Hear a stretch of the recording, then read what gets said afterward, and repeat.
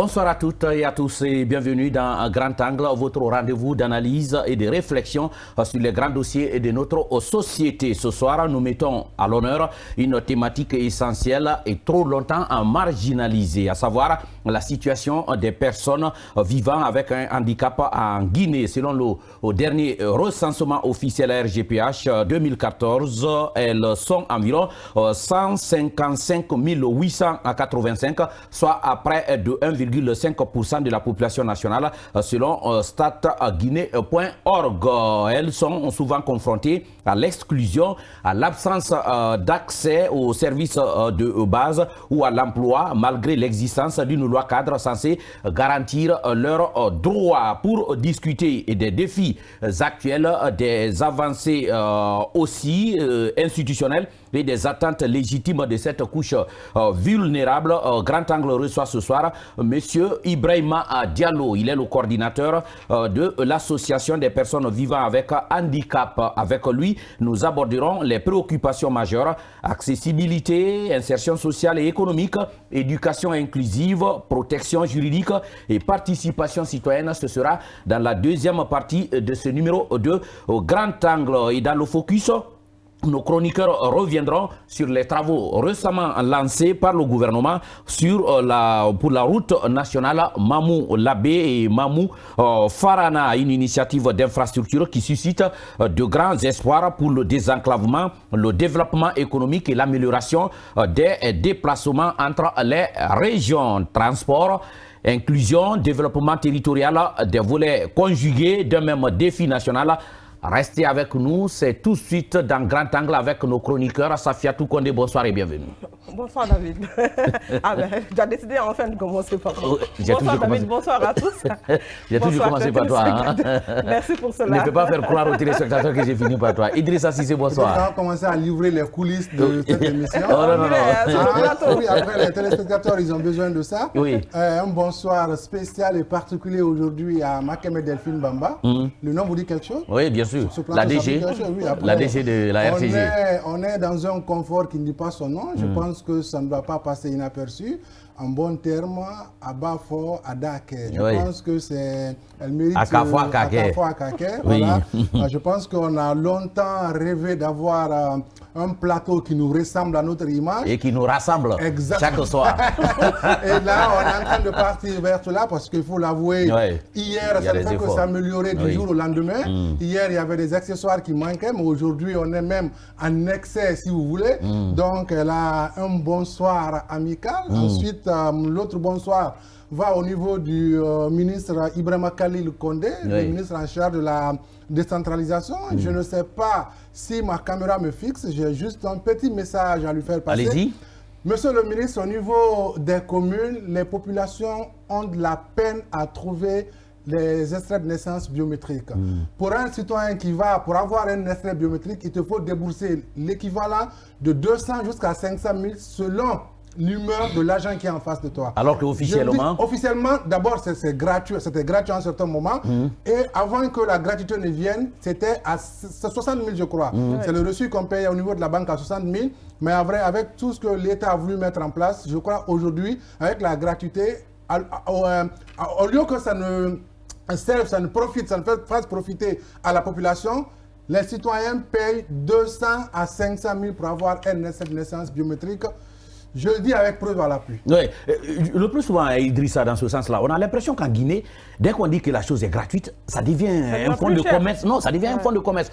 On a vu par exemple la césarienne dans notre pays. À un moment donné, on a dit que c'était gratuit. Soirée va me contester peut-être ou contredire. On a vu à un moment donné, les médecins ont dit non, il y a des accessoires, il faut payer par-ci, il faut payer par-là. Et là encore, on est maintenant avec les extraits de naissance. Vous savez pourquoi on arrive à ce stade? Parce qu'après, quand c'est gratuit, l'État accepte de mettre de l'argent, de subventionner.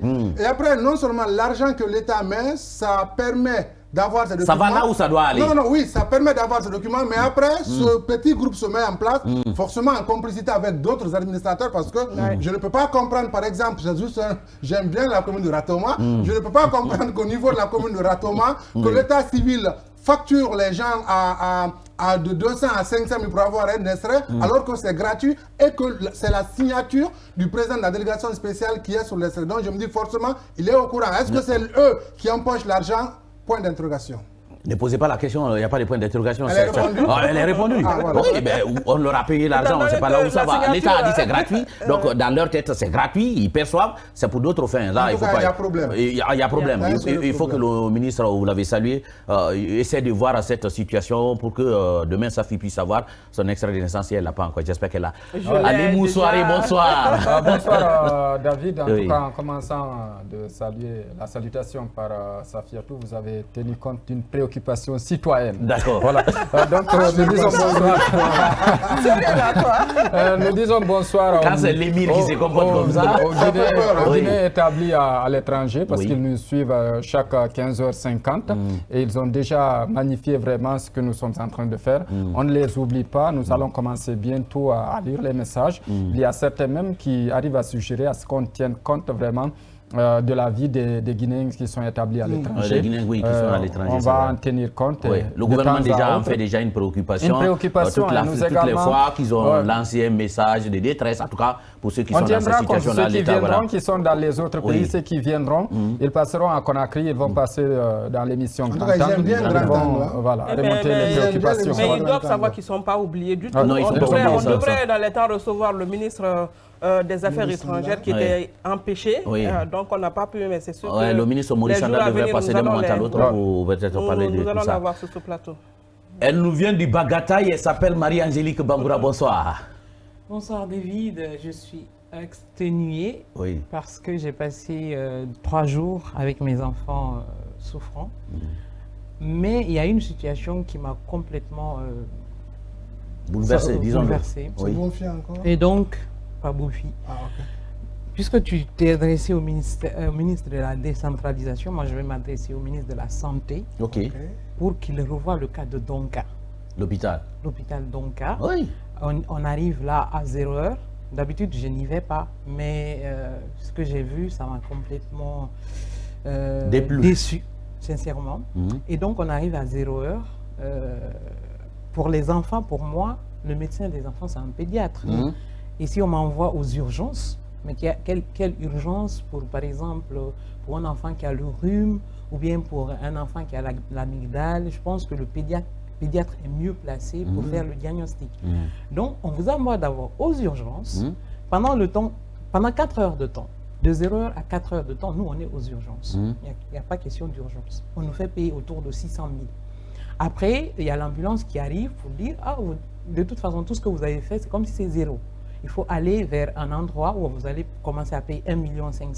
Si le traitement arrive jusqu'à 1,5 million ou plus, c'est-à-dire que vous avez déjà payé un account de 1,5 million déposé.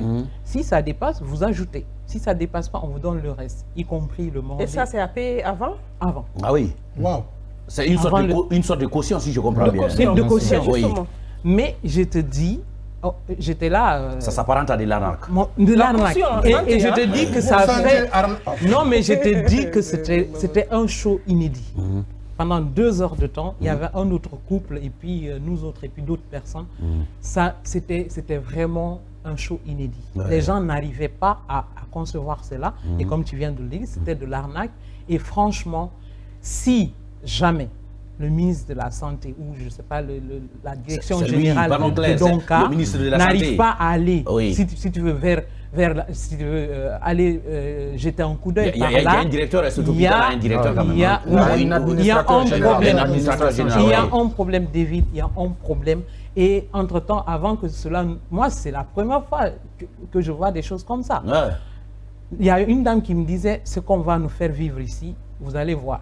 Je ne fais pas de commentaires. Surtout que c'est la nuit. Mais surtout et vous êtes arrivé à 0 heure en plus. On n'a pas eu de soins. Souvent, pareil, on trouve des stagiaires. On n'a pas eu de soins. Les grands médecins, chose bizarre encore, j'ai dit à mon époux, retournons à là d'où on vient. C'est-à-dire, il y a une clinique qui est chargée de faire les traitements des enfants.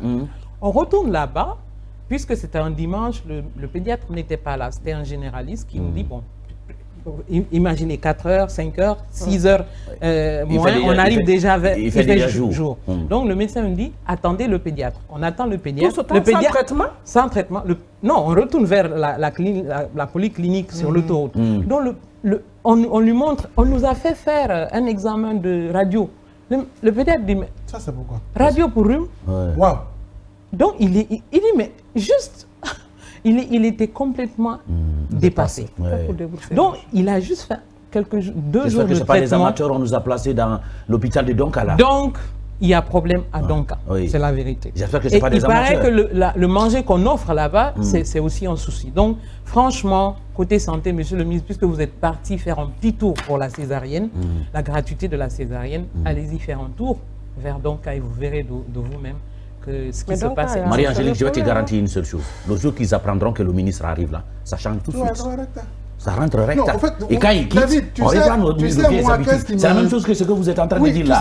Le ministre Mori va descendre dans les communes et mairies là, ça change tout de suite. Ce que je n'arrive pas à comprendre, en fait, c'est ce courage, cette détermination qu'ont certains Guinéens à faire du mal à leurs semblables, sans remords, sans se soucier. Et quand c'est les médecins qui le font encore, ça pille. Oui, sans se soucier, ça peut aller jusqu'où? Moi, en fait, je vous ai dit ici, le plaisir avec lequel ce gendarme qui est au côté de Kindia opérait, en fait, sans crainte en réalité. Moi, c'est l'aspect-là qui me dis, mais pourquoi ils font ça?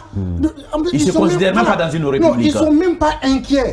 C'est ça. Le cas de ce médecin ou de ce médecin à Donka, dans une structure sanitaire, vous posez des actes comme ça. Et toi, tu vois ton enfant souffrir, on te dit qu'il faut déposer 1 million. Ah, mais je te dis, vous ne savez même pas quelles peuvent être les conséquences. Ça ne va pas commencer aujourd'hui. Ça ne va pas s'arrêter aujourd'hui. Il faut que ça s'arrête maintenant. Parce que le ministre, je vous le dis ici, et je vous promets, ce n'est pas parce que le ministre Dieu va se déplacer pour aller que ça va changer. Non, quand ils apprendront que le ministre arrive, je crois que la pratique va se faire. Le ministre viendra, ça va continuer. Oui, quand il va quitter, ça va continuer. Juste pour appuyer côté manger, je ne sais pas si vous vous rappelez, il y a une dame qui avait fait une vidéo qui tournait sur les réseaux sociaux, qui se plaignait parce qu'elle avait sa maman malade. Au fait, le manger est là, ou tu prends ou tu ne prends pas, c'est ton problème, mais tu payes quand même. Tu payes. Tu n'as pas le droit de prendre le manger chez toi et envoyer. Et même quand tu envoies, et ça c'est officiel, même quand on comprend, mais encore si le manger est bien fait, aussi le malade arrive à supporter. Parce qu'il y a des malades qui ne peuvent pas supporter leur manger. Donc vous ne pouvez pas en aucun cas imposer une nourriture à un malade, déjà qui ne se sent pas bien, et vous obligez les parents, les accompagnateurs à payer son manger. Donc il y a un sérieux problème, donc je pense qu'on va y revenir. Donc il y a quelqu'un qui m'a informé que l'entretien même aujourd'hui ça pose problème. Il y a tellement on va faire un tour, on va faire un focus. J'ai dit qu'il faut qu'on promène les caméras de grand angle dans certaines structures administratives publiques. Il faut qu'on interpelle les gens pour que ça change un peu. Voilà donc ce qu'on pouvait dire. Il est à la réalisation Al-Khali Mohamed Keita, il était sur ce plateau, magnifique plateau pour nous installer. Il adore ça pour nous installer. Clin d'œil à Salifou Sané qui est au Nodal, le garçon qui nous vient de Bokeh. C'est lui qui appuie sur le bouton pour que vous nous voyez à l'antenne. Tout de suite, on va parler de la route nationale Mamou Labé, Mamou Farana. Ce sera dans le focus. Focus sur l'actualité. Les chroniqueurs du Grand Angle décryptent et analysent les dernières nouvelles nationales et internationales. De la politique à l'économie en passant par la santé, l'environnement et les faits de société, rien n'échappe à notre regard attentif. Avec une approche unique, Grand Angle vous offre une analyse à 360 degrés pour vous aider à mieux comprendre les enjeux et les événements qui façonnent l'actualité nationale et internationale. Les chroniqueurs du Grand Angle vous donnent les clés pour décrypter les faits et gestes qui rythment notre monde. Focus sur l'actualité. Les chroniqueurs du Grand Angle décryptent et analysent les dernières nouvelles nationales et internationales. De la politique à l'économie en passant par la santé, l'environnement et les faits de société, rien n'échappe à notre regard attentif. Avec une approche unique, Grand Angle vous offre une analyse à 360 degrés pour vous aider à mieux comprendre les enjeux et les événements qui façonnent l'actualité nationale et internationale. De retour donc sur ce plateau compte de notre numéro de Grand Angle. Je rappelle que vous pouvez nous suivre en direct sur l'application RTG officielle, sur notre page Facebook ou la chaîne YouTube Grand Angle ou encore sur www.rtg.sn. rtgguinée.info, à différer sur TikTok et Instagram Grand Angle. Vous pouvez nous joindre en nous écrivant à notre adresse email grandanglertgcoloma@gmail.com. Vous pouvez nous envoyer des messages que nous allons relayer tout au long de ce numéro de Grand Angle au 627 53 09 99 627 53 09 99. Si vous êtes à l'étranger et comme vous aimez nous suivre, chers compatriotes, vous qui êtes à l'étranger, vous ajoutez le code de notre pays, le 00 224 avant le 627 53 09 99. Et vous nous envoyez des messages et Ali Moussoiré va les relayer. Ali Moussoiré, je disais dans notre focus justement, on va parler du lancement des travaux de la route Labé, Mamou, Labé et Mamou, Farana. La question, ces routes sont tellement stratégiques et quand on voit l'ampleur aujourd'hui avec laquelle le gouvernement, depuis le 5 septembre, le CNRD lance les travaux à tour de bras, et quand on connaît l'importance de ces routes-là, et vu ce que les gouvernements successifs, notamment de 2010 à 2020, on n'a pas pensé à ça, on se dit qu'il y a quelque chose qui n'allait pas très bien. Oui, il y a quelque chose qui n'allait pas bien. Vous savez, le président de la République avait promis que l'administration va continuer même en période de campagne. Nous sommes en période de campagne électorale. Ça n'a pas empêché de lancer les travaux de ces deux routes aussi stratégiques qu'économiques. Stratégiques d'abord, si vous prenez la route Mamou-Labé, c'est une route non seulement qui va la moyenne Guinée, mais également des pays comme le Sénégal, comme la Guinée-Bissau, comme le Mali, où on a beaucoup vraiment de partenariats. Et si vous prenez l'autre route Mamou-Farana, c'est aussi une route à la fois stratégique et économique stratégique parce que c'est cette route qui couvre presque toute la région forestière et nous savons ce que la région forestière représente pour la Guinée. C'est le poumon économique du pays, on pourrait dire. Si vous prenez la route Labé-Mamou-Labé, longue de 135 km, le lancement a eu lieu dans la sous-préfecture de Garambé. Garambé, c'est une localité relevante de la préfecture de Labé. Et c'est par le Premier ministre, entouré de plusieurs membres du gouvernement. Et c'est une route qui sera partagée en 3 lots et le délai d'exécution est prévu pour 30 mois. Ce qui est important, c'est que d'abord, tous les citoyens qui seront victimes seront dédommagés le long de la route. Et ensuite, la priorité a été donnée à la main-d'œuvre locale. Quand on dit que la priorité a été donnée à la main-d'œuvre locale, ça ne veut pas dire que tout le monde sera employé. Mais ceux qui ont la compétence de travailler en fonction des besoins, ceux qui ont la compétence... Il faut bien lever l'équivoque là, parce que le plus souvent, quand on dit la priorité est donnée à la main-d'œuvre locale, il y en a qui pensent que même si on n'a rien appris dans la vie, on peut venir là et chercher l'emploi. À compétence égale, la main-d'œuvre locale est priorisée. Mais si toutefois cette main-d'œuvre locale n'a pas aucune qualification, n'a pas les qualifications qu'il faut, je pense qu'elle ne sera pas prise. Donc cette route va beaucoup aider les citoyens et surtout aider aujourd'hui la région de Labé qui est considérée comme vraiment la région économique à travers ce qui est en train d'arriver. De l'autre côté, vous prenez la route Mamou-Farana qui a été également lancée. La première a été lancée le samedi et la seconde a été lancée le dimanche dans la sous-préfecture de Soya, relevant de la préfecture de Mamou. C'est une route longue de 187 km. Je crois que les géographes disent que c'est la plus grande distance interpréfecture. Oui. Si vous prenez Mamou-Farana, il n'y a pas une autre préfecture entre les deux régions. Pendant ce temps, il y a 2 préfectures entre Labé et Mamou. C'est une distance de 135. De l'autre, c'est 187 km.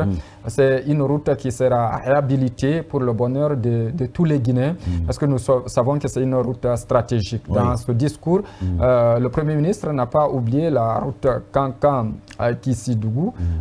Il n'a pas également oublié la route entre Abissi-Krima et Dinguiraï, où les travaux ont été lancés. Tout à fait. Également, la route Labé-Mali, où les travaux continuent vraiment à la satisfaction des usagers.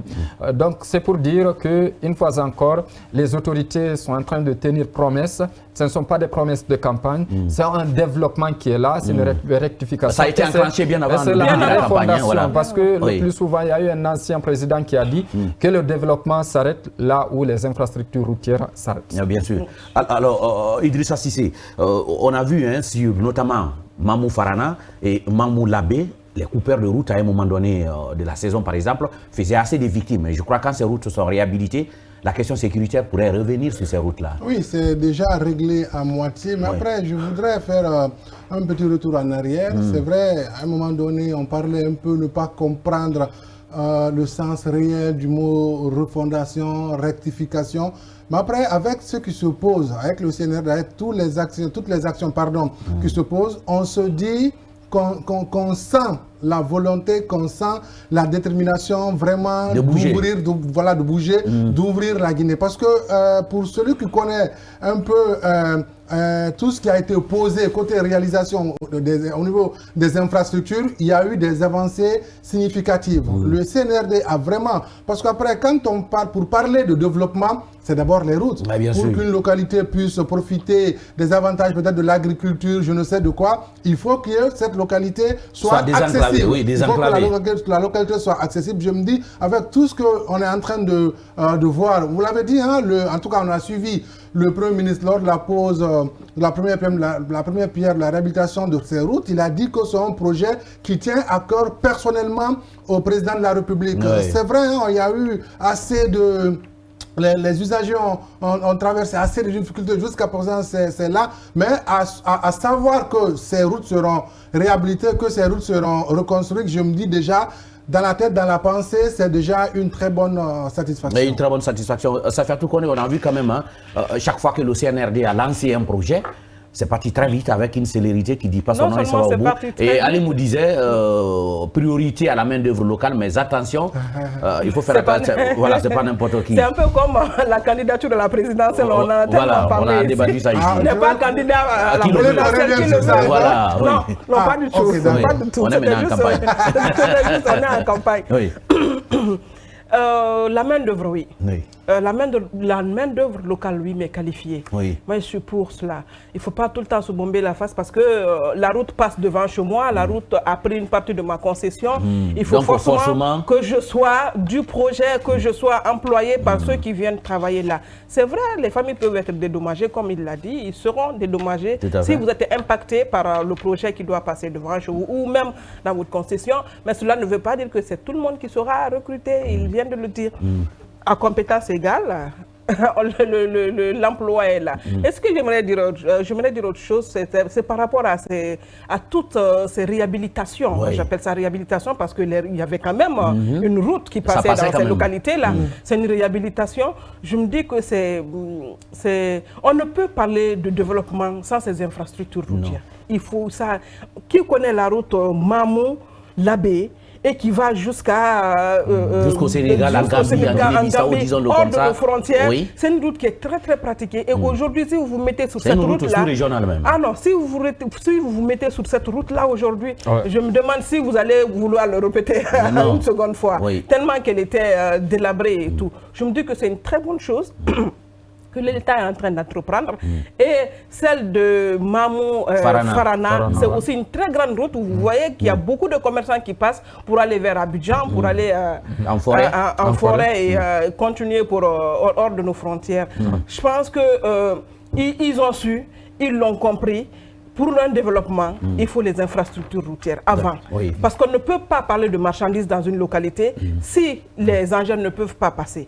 Je pense qu'ils ont compris, c'est pourquoi toutes ces routes-là sont en train d'être réhabilitées. Et même cela, il y a des gens aujourd'hui qui peuvent loger ou qui ont envie de partir, aller rester là, ou qui veulent faire des va-et-vient.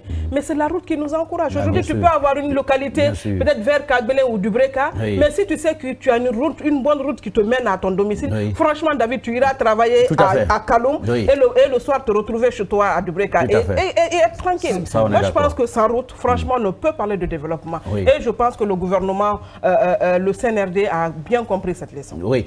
Marie-Angélique, est-ce que vous comprenez, par exemple, que ces routes-là, vu tout ce qu'on a dégagé sur ce plateau, l'importance stratégique, l'importance économique, l'importance sous-régionale, est-ce que vous comprenez que antérieurement, les administrateurs ne se soient pas intéressés à ces routes, par exemple, pour la réhabilitation? J'aime voyager par avion, mais j'aime aussi tenter la route, parce que moi, j'ai pris la route jusqu'au Ghana. Vous avez beaucoup de moyens. Jusqu'au Ghana. Beaucoup d'argent. Non, pas du tout. Non,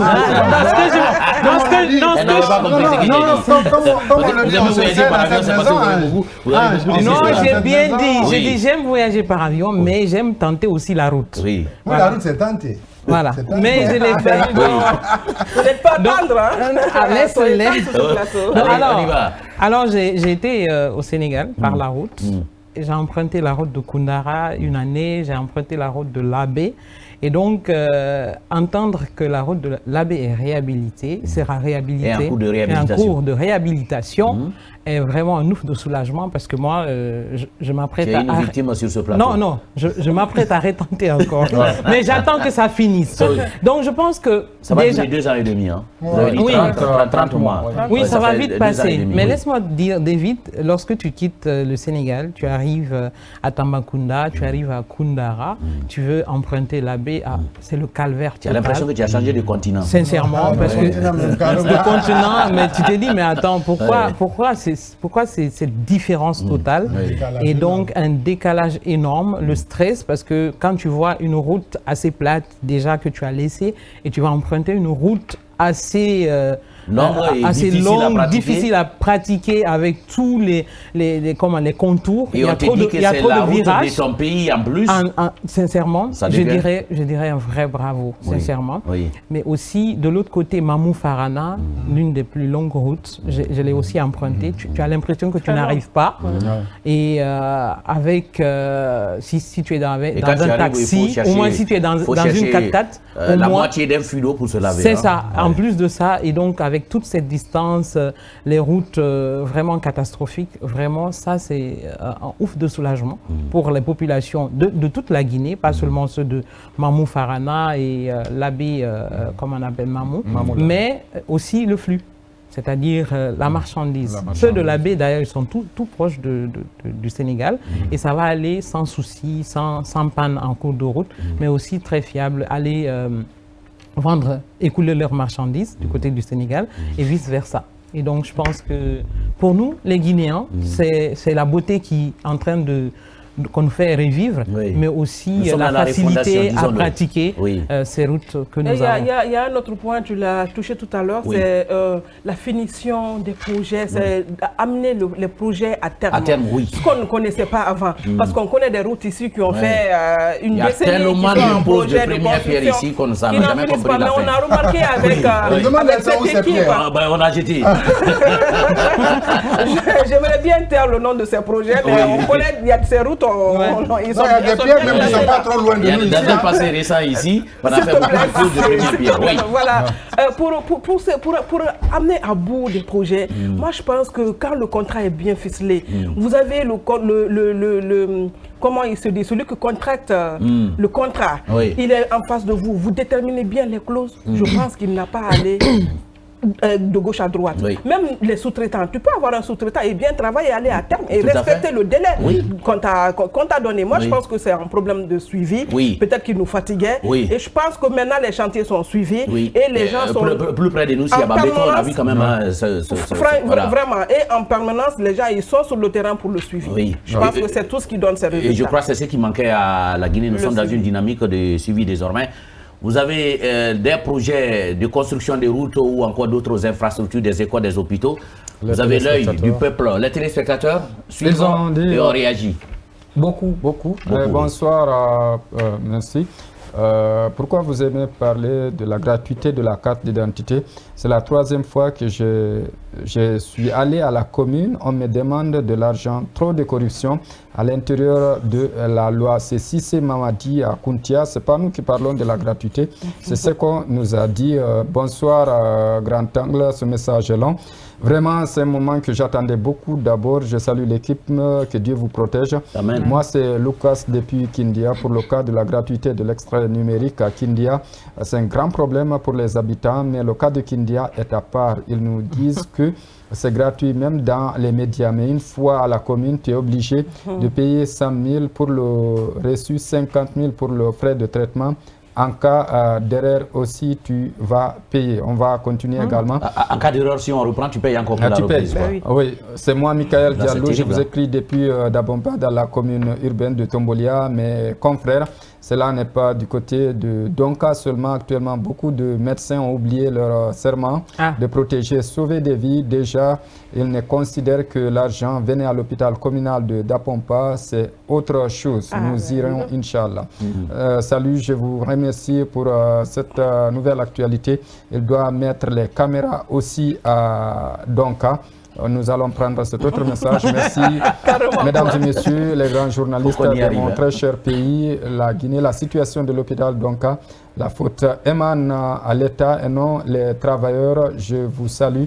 C'est signé Pakavagi Foromu, il est juriste. Merci à vous.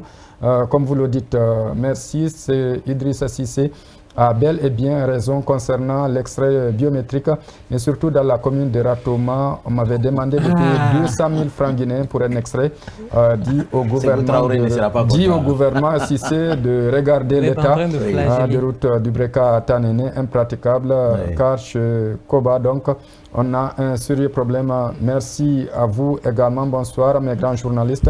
C'est Basile Camara. Je voulais tout juste que vous insistiez sur la qualité de nos routes. C'est bon de faire la route, mais la qualité également fait défaut par endroit. Merci à vous. Bonsoir, Grand Angle.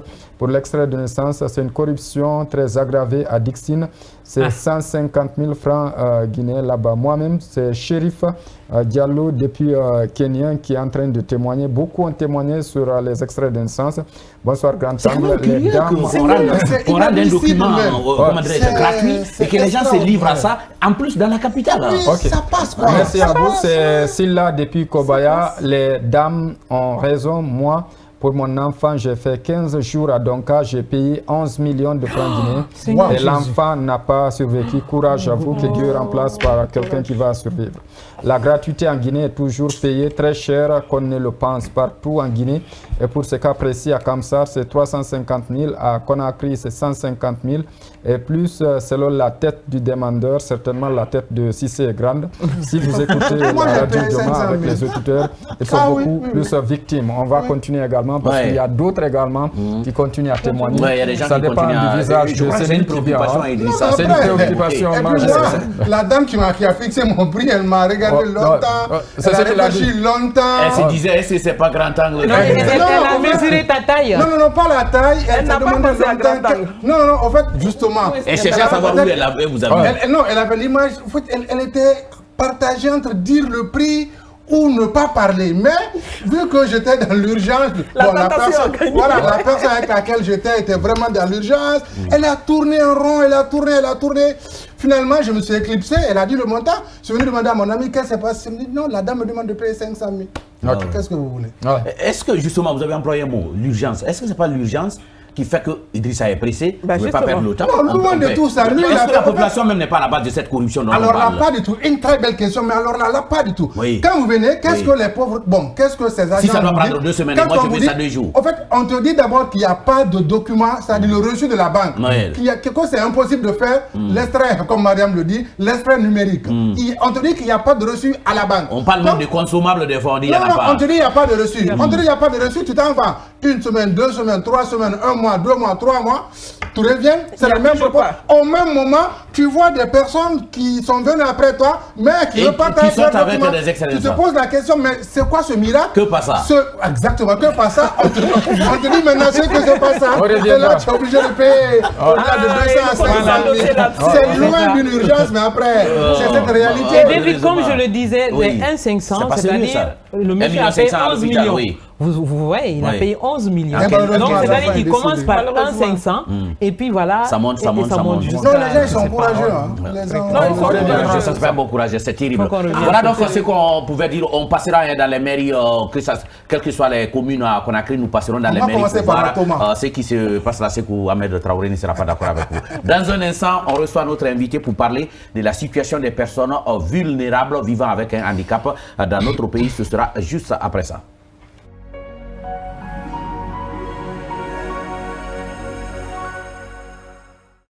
Pour vos habits de fête et autres cérémonies, plus de difficultés pour le choix de votre boutique.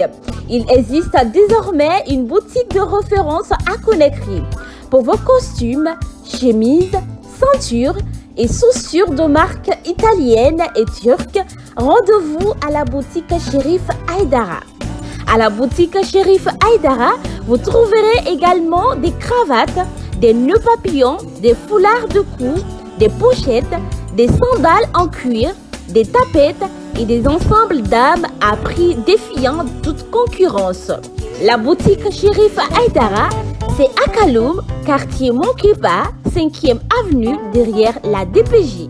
Pour tout contact, appelez au 626 81 73 43 662 57 11 70. À Chérif Aïdara, le pari des sapeurs est gagné.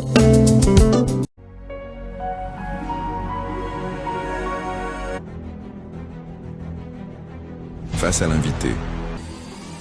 La vérité sans détour. Nos chroniqueurs poussent les portes de l'actualité et interrogent un acteur clé de la vie nationale. Sans tabou ni langue de bois, il répond à toutes les questions, offrant ainsi un éclairage unique sur les grandes préoccupations du moment. Grand Angle, votre tribune de libre expression, vous permet de mieux comprendre les enjeux de société, les défis politiques et les mutations économiques qui façonnent notre pays. Dans le strict respect des lois de la République et de la déontologie journalistique,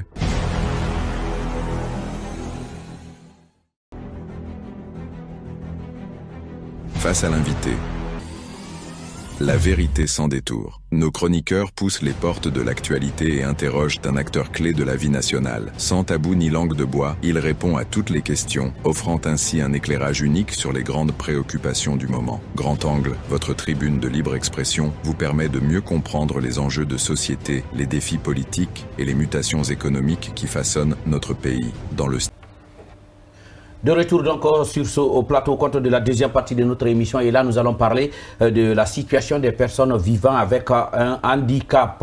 Elles sont, ces personnes, souvent confrontées à l'exclusion, à l'absence d'accès aux services de base ou à l'emploi malgré l'existence d'une loi cadre censée garantir leurs droits. Pour discuter des défis actuels, des avancées institutionnelles et des attentes légitimes de cette couche vulnérable, nous recevons sur ce plateau de Grand Angle, monsieur Ibrahima Diané. Monsieur, bonsoir et bienvenue, monsieur Diané. Bonsoir, monsieur. Bonsoir à vos télévisateurs. Vous n'avez pas eu de difficultés pour arriver au deuxième? Je suis habitué parce que c'est la Guinée, donc comme vous le savez, rien n'est prévu pour nous pour le moment. Sauf tout récemment, le président de la République a pensé à nous. Vous voyez, à côté des palais de peuple, il y a une passerelle avec comme on appelle, l'ascenseur bien adopté. Je n'ai jamais vu ici, c'était la première fois. Donc, le jour où aujourd'hui, là où nous sommes, on avait perdu beaucoup d'espoir. Mais dès qu'on a vu maintenant cette passerelle-là, on a eu beaucoup d'espoir. Vous avez compris que l'État a commencé à porter un regard favorable sur vous. Oui. Alors, nous allons avec vous aborder les préoccupations majeures, l'accessibilité, l'insertion sociale et économique, éducation inclusive, protection juridique. Première question. Est-ce que vous pouvez nous parler un peu de la situation des personnes, puisque vous êtes, je rappelle, le coordinateur de l'association des personnes vivant avec handicap, c'est bien ça? Je suis le président de l'ONG AFAG, Action pour le futur des personnes handicapées de Guinée. Ok. Alors, est-ce que vous pouvez nous parler aujourd'hui de la situation de ces personnes en peu de temps? Parce que je sais qu'il y a beaucoup de choses à dire. Et vous savez, aujourd'hui, alhamdoulilah, merci. Et comme vous le savez, on a vécu beaucoup de difficultés, des discriminations, de l'exclusion, mais dans ces 2 années-là, on a commencé à se sentir maintenant guinéen. D'accord. Parce que partout on parle de l'inclusion. Partout on parle de l'inclusion. Donc l'inclusion, cela veut dire d'inclure les personnes handicapées, de mobiliser les personnes handicapées avec les valides, de les traiter même pied d'égalité. Donc cela nous réjouit. Oui. Parce que là a commencé à nous prouver que l'État, il peut le faire. Mais c'était un refus. Okay. Parce que l'arrivée de Mamadi Doumbouya, dans ces 4 ans-là, il y a eu beaucoup d'avancées. D'accord. Il y a eu beaucoup d'avancées en faveur de nous, les personnes handicapées. D'accord. Malgré il reste beaucoup à faire, mais on a l'espoir. Vous avez l'espoir. Oui. Moi, ce qui m'a tiqué depuis la première question, il dit ah ben nous sommes en Guinée. Là, ça en dit long. Pourquoi nous sommes en Guinée parce que vous voyez la RTZ, Radio Mère de la Guinée. il n'y a pas d'ascenseur, il n'y a pas de rampe. Donc si vous voyez, j'ai dit c'est la guerre, c'est pas le bâtiment n'est pas adapté. C'est pas adapté. Vous avez eu toutes les difficultés pour arriver. Toutes les difficultés, mais je me suis adapté. Je me suis efforcé, je me suis dit, j'ai dit à monsieur, quand il m'appelle le matin, il dit, mais c'est au deuxième jeudi, je suis habité, je vais efforcer. Notre ministre, au 6e étage, il n'y a pas d'escalier. Il n'y a pas de rampe, il n'y a pas d'ascenseur. Mais si on a besoin de l'eau, on monte. Au ministère de la promotion féminine de la société vulnérable. Voilà. Ça devait commencer là-bas. C'était au 6e. Il n'y a pas de rampe, il n'y a pas d'ascenseur. Mais si on a besoin de l'eau, on est obligé d'aller le rencontrer. Ici Dieu merci, ici, ça s'arrête à 2e escalier seulement. Donc, mais ici, on peut exposer nos problèmes. On peut exposer nos problèmes. On peut remercier encore l'État.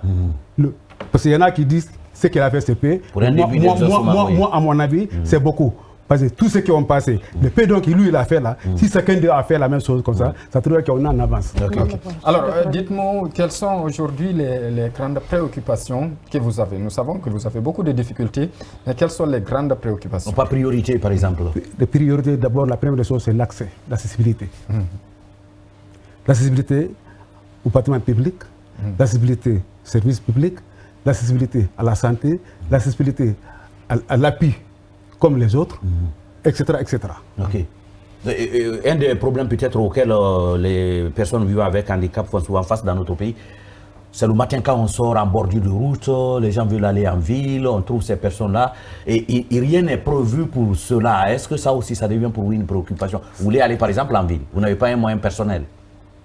Si c'est une préoccupation, si vous voyez que d'ailleurs moi j'ai mis mon ONG en place, c'est pour lutter contre la mendicité là. Faire venir les personnes handicapées vers le travail, pour les faire former un petit métier. D'accord.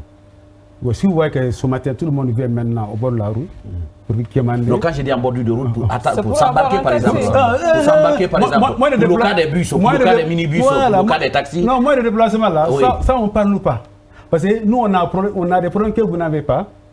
D'abord, on est rejeté, on est discriminé, nous les personnes handicapées. Tu veux venir au bord de la route, tu as ton transport complet avec toi, le chauffeur refuse de te prendre catégoriquement. Même s'il n'a pas de passagers. Même s'il n'a pas de passagers. Ah bon? Je ne parle pas pour le parler, j'ai vécu maintes fois. Terrible. Même les syndicats de Matam peuvent me témoigner. Un jour, je suis embarqué dans un Mabana en allant en Matoto à mon service. L'apprenti me dit de descendre. Je dis, je ne vais pas descendre. C'est transport public, c'est mon transport. Il dit, non, je vais descendre. J'ai dit, mon frère, tu joues au fait. Clairement. J'ai dit, tu joues au fait. Il dit, tu descends. J'ai dit, je ne descends pas. Il est allé prendre un policier, quelque part là, il est venu. Je donné, il voulait m'effrayer. J'ai dit, mon frère. Ah bon? En plus, le policier s'est aligné. Je dis, c'est un transport public ou bien ça va être personnel. Il dit, c'est transport public. Je dis, c'est mon transport. Je dis, je ne descends pas. Et d'ici, il dit qu'il ne te prend pas. Je dis, c'est lui qui le sait. Comme c'est dit, c'est écrit là, c'est transport commun. C'est mon transport, je vais m'embarquer. Et je vais descendre là où je vais. Ah ouais, ça c'est difficile. Hein. Il a insisté, j'ai persisté. Il a insisté, j'ai persisté. Finalement, j'ai appelé le syndicat de Matam. Ils sont venus à raisonner, prendre le bus et aller garer. D'abord, de me déposer d'abord à mon service. Oui. À l'époque, je travaillais à la Bonagui. Il y avait un centre de formation là-bas, centre Nimba. Je suis maître terre de ce centre. Après, aller garer encore le minibus jusqu'au soir. Quand j'ai quitté maintenant au service, on m'a appelé. Il dit, qu'est-ce que tu décides? Je dis, ce que je décide, faites descendre l'apprenti là, avec le minibus, pour qu'il sache désormais, on doit le respect. On doit le respecter à les personnes handicapées. Partout, il voit une personne handicapée, il doit le respecter. Oui.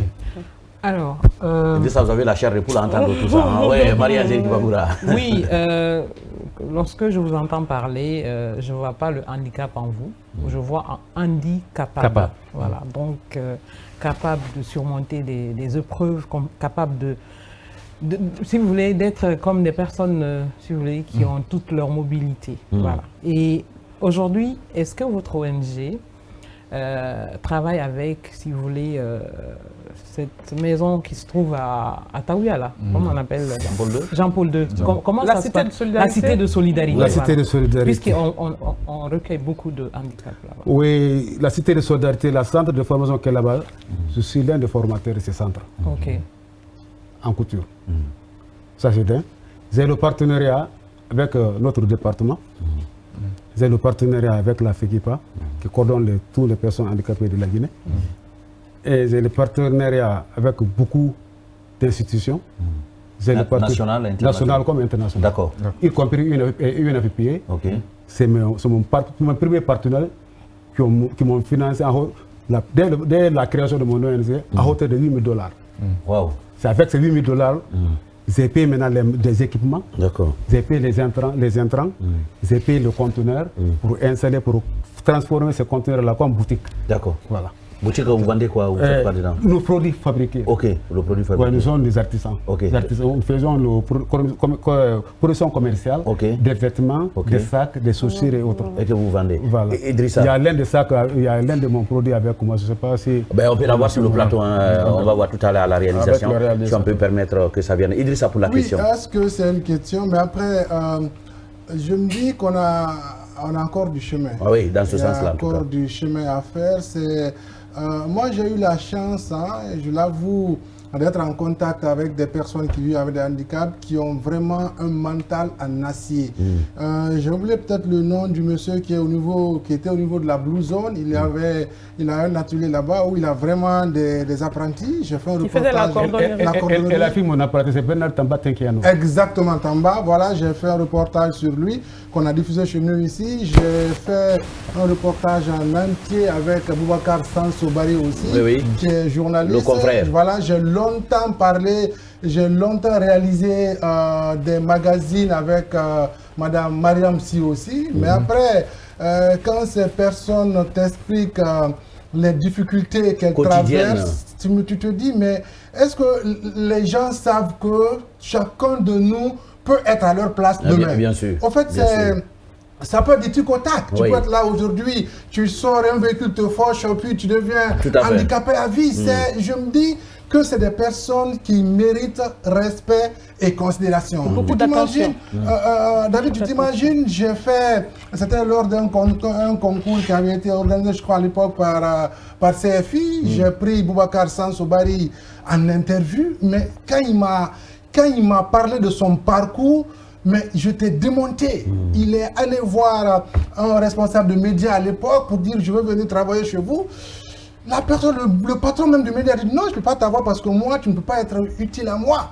Alors que Sanso... Des propos comme ça, voilà, des propos comme ça. En fait, il me dit ça, voilà. Il me dit ça m'a touché, mais Badji, après, au contraire, ça m'a donné une certaine force qui fait que tout le monde sait. Le site que Justin avait à l'époque, Guinée-Conakry, ce site même était cité à l'époque par RFI, en tout cas par des grands médias. Mais ce site, c'était Sanso. Tout ce qu'il faisait là comme analyse et tout, c'était Sanso. Tu t'imagines quand un responsable de médias te dit je ne peux pas te prendre parce que tu es dans cette situation, il faut que les gens sachent que... raison garder, oui. Il y a encore du chemin. Il y a encore du chemin. Alors, monsieur Diani, la question que j'allais poser, à la suite du commentaire de Idrissa, vous avez une association. Vous, peut-être, vous êtes à Conakry, il y en a d'autres qui sont à Conakry, il y a des personnes vivant avec un handicap qui ont poussé les études. Mais pour ceux qui ne sont pas à Conakry et qui n'ont pas fait les études et qui sont dans une situation similaire et qui sont peut-être loin de Conakry, qui veulent être dans cette association, on fait quoi? On est à Mamou, à Zérekouria, à Kankan, c'est pas moi dans les régions, je sais. Il suffit seulement de faire une demande. Oui. Adressée au président. Que vous êtes. Que je suis. Oui. Et deuxième position, il y a un parent qui peut être hébergé à Conakry. Et le reste là, l'ONG va s'en charger. L'ONG s'en charge. Vous donnez une formation, vous avez dit. La formation. Et moi qui suis devant vous, je vais préciser, je n'ai jamais été à l'école. Wow. Et pourtant, hein? Je n'ai jamais été à l'école, j'ai fait école coranique. Et je suis en train de m'alphabétiser. Ok. Voilà. Okay. Autodidacte. D'accord. Oui, allez, merci, mais il y a de l'autre côté également des personnes vivant avec handicap qui continuent toujours dans les rues en train de quémander. Il y a certains même qui se portent très bien, qui continuent. Qu'est-ce que vous êtes en train de faire pour enlever ces gens si se portent bien, qui quémandent, ça c'est pas la question qu'il faut poser. Non, ils sont avec les personnes, par exemple, vivant avec handicap. Je prends un exemple. Tu vas voir ici, celui qui conduit l'aveugle, c'est une personne qui se porte bien. Il est capable de travailler, même nourrir l'aveugle à plus forte raison. Et on ne sait pas ce qu'il est en train de gagner, s'il met dans sa poche ou bien s'il donne à l'aveugle. Et tout ce que j'ai à dire avec ces gens-là, de prendre conscience.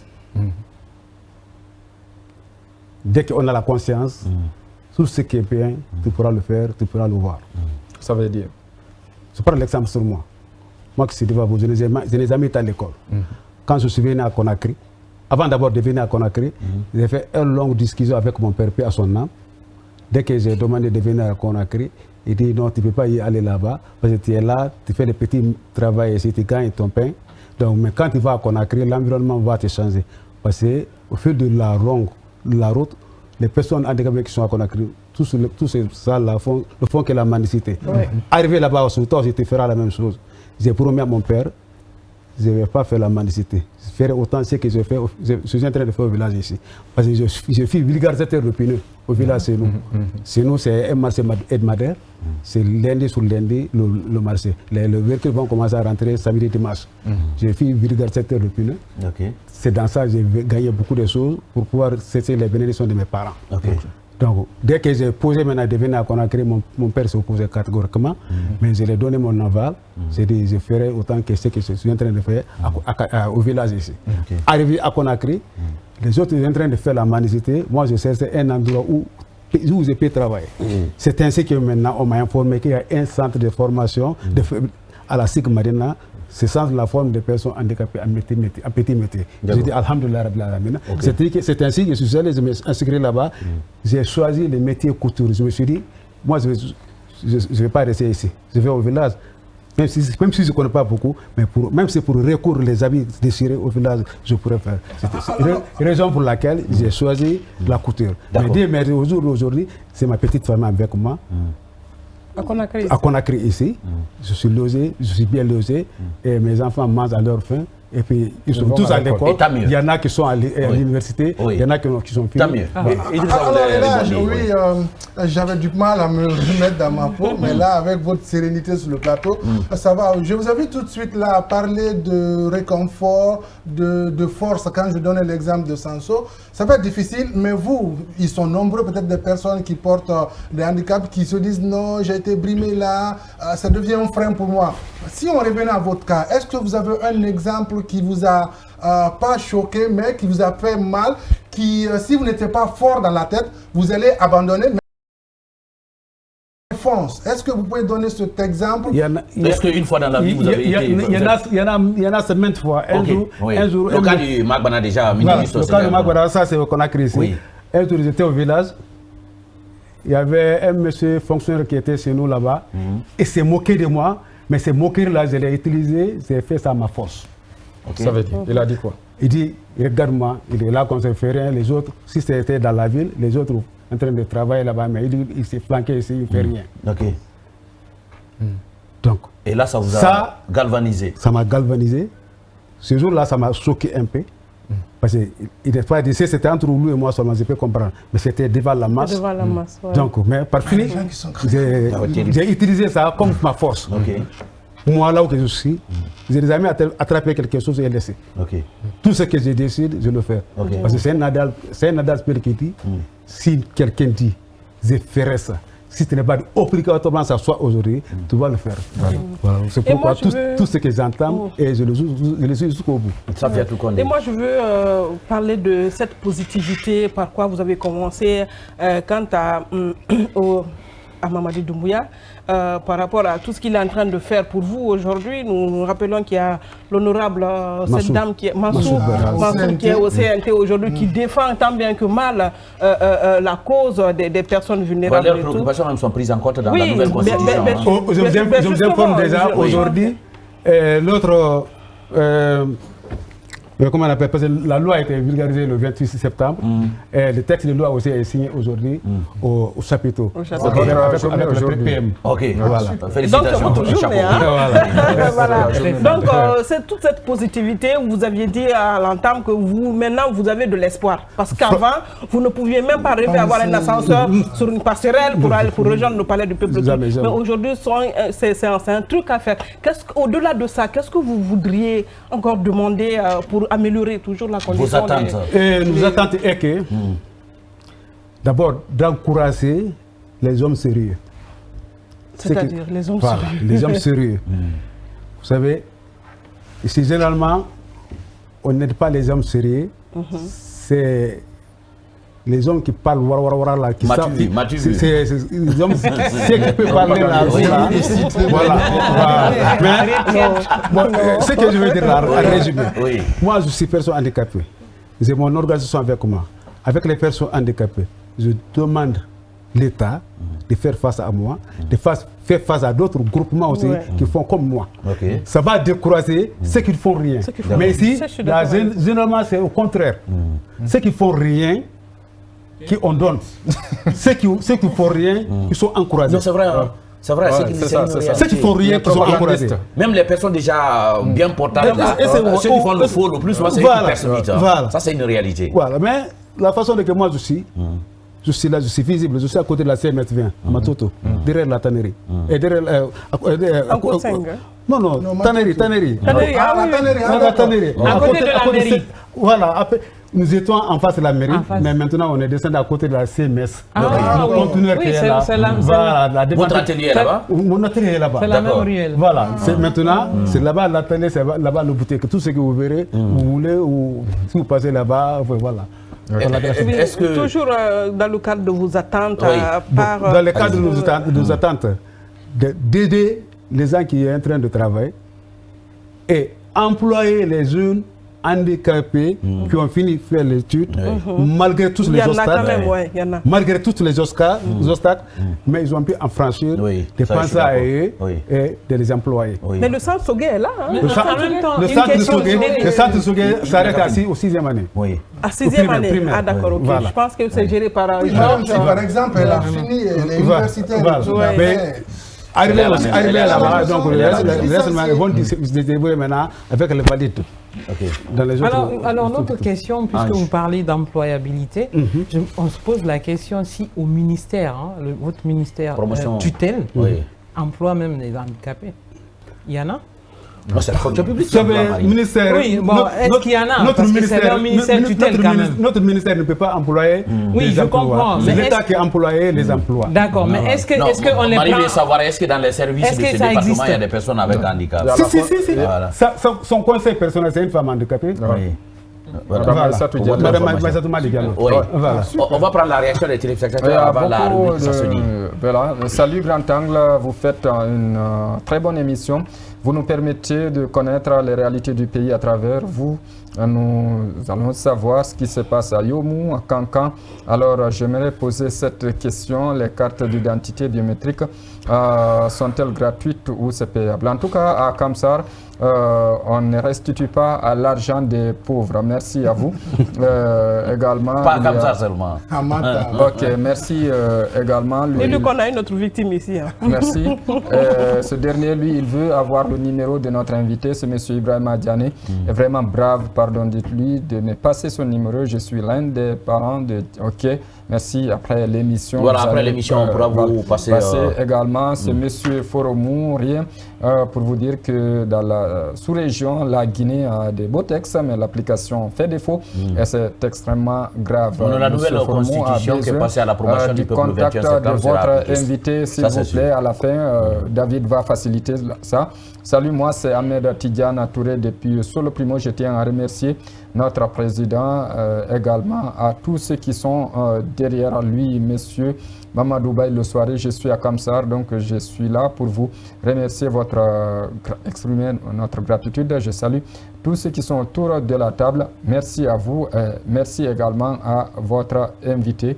Voilà, on a beaucoup de messages. Okay. Nous allons continuer. Tu disais que tu veux faciliter quoi? C'est-à-dire, il y a beaucoup qui demandent aujourd'hui le contact de notre invité. Oui. Je pense que si vous permettez, vers la fin de cette émission, vous allez faciliter. Avant la fin, si vous acceptez, bien sûr, il n'y a pas de souci. Ça va être plaisir. Voilà, avec plaisir. Dans un instant, la rubrique Ça se dit. Ça se dit. L'invité à votre écoute. Les téléspectateurs de Grand Angle ont la parole. Les chroniqueurs relèvent vos questions et les posent à l'invité sans filtre. Parcours, vie personnelle, domaine d'intervention, rien n'est tabou. De retour donc sur ce plateau, compte de notre rubrique et dernière partie, Ça se dit. Alors, Monsieur Diané, nous avons sur ce plateau, dans cette émission, une rubrique vers la fin. On dit Ça se dit.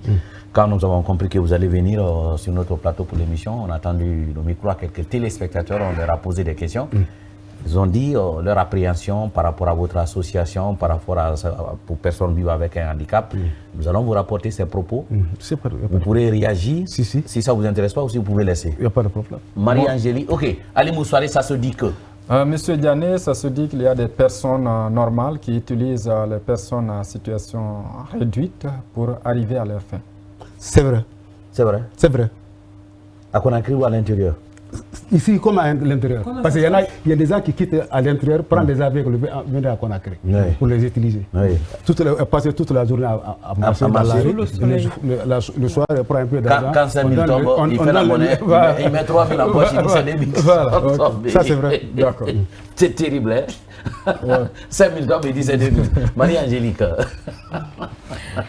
Alors, ça se dit que dans votre famille, même si ce n'est pas la famille, si vous voulez, du village, ceux de Conakry, il y a certains qui continuent à stigmatiser les handicapés. Ça n'en finit pas. Même dans votre propre famille? Si. Ah bon? Si. Parce que je suis porteur d'handicap, c'est notre naturel, quoi. C'est notre nature. Ok. Voilà. Là, quoi que tu dises, quoi que tu fasses, quelle que soit ta capacité. Il y a des gens qui portent toujours ce regard. Il y aura, dès que vous réalisez, toi-même tu verras quoi, je suis handicapé. Même si on le dit pas. Ils te font savoir Ils te le font savoir. Et ça se dit que M. Diané est très très fort dans la tête. Moi, je suis très fort dans la tête. Franchement, Dieu merci. C'est pas moi à se dire. Les propos, en tout cas, sur le plateau, illustrent que vous êtes très fort dans la tête. Et dès ça, vous n'en avez plus. Oui, vous avez vu son premier mot quand il est venu ici. Avec toutes les difficultés. Quand on avait la chaîne, on se demandait mais comment il allait faire. Dès qu'il est venu dire on espère que le ministre va nous mettre l'ascenseur prochainement. Il s'est dit oui. Pour que ça puisse il a dit oui, ici, je me suis adapté. Et la rame aussi, oui. Je me suis adapté, ça prouve que dans la tête, il est très fort. Et c'est votre, ça s'est dit ça. C'est un handicapable. C'est handicapable. Et là, je dirais merci d'être venu sur le plateau. C'est à moi de remercier. Merci pour les efforts que vous avez fait pour monter. Maintenant, les téléspectateurs demandent votre numéro pour entrer en contact avec vous. Certains peut-être pour... Ça, on ne l'a jamais fait sur ce plateau. On ne l'a jamais fait sur ce plateau. Est-ce que vous pouvez indiquer, vous regardez la caméra? Il y a un monsieur avec Képi derrière la caméra, vous regardez le monsieur, vous donnez le numéro. Ok. Le 600 622 oui. 03 00 71. Vous pouvez reprendre 622 oui. 03 00 71. C'est le seul numéro? Ou 664 d'accord. 61 08 92. On reprend ça aussi? 664 61 08 oui. 92. D'accord. Mon adresse email Diané handicapé 1 @gmail.com. Ah, il avait mis une adresse. Nous sommes pratiquement à la fin. Si je vous demandais en 30 secondes de regarder cette caméra, de vous adresser au chef de l'État, le général Mamadi Doumbouya, qu'est-ce que vous lui direz si vous étiez en face de lui maintenant? Quand je suis en face de lui, oui.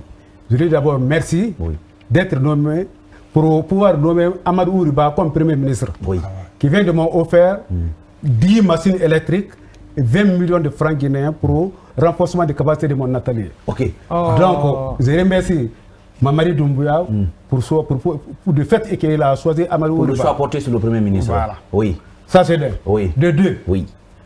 Mamadi Doumbouya, il faut savoir que nous, les personnes handicapées, nous sommes avec toi aujourd'hui, demain et après-demain. Oui. Ça en dit long. Merci beaucoup.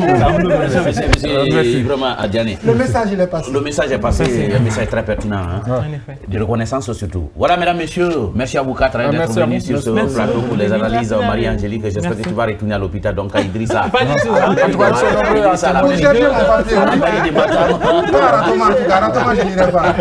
Aratoma, il n'ira pas. Merci à nos cadreurs qui étaient encore derrière les caméras, Al-Khali Mohamed Keita et toute son équipe des ingénieurs de son mobilisés pour nous permettre de produire ce numéro de grand angle. Je reviens avec ce clin d'œil à Salifou Diané qui est au nodal, au natif de Bokeh, qui appuie sur le bouton pour qu'on nous voie.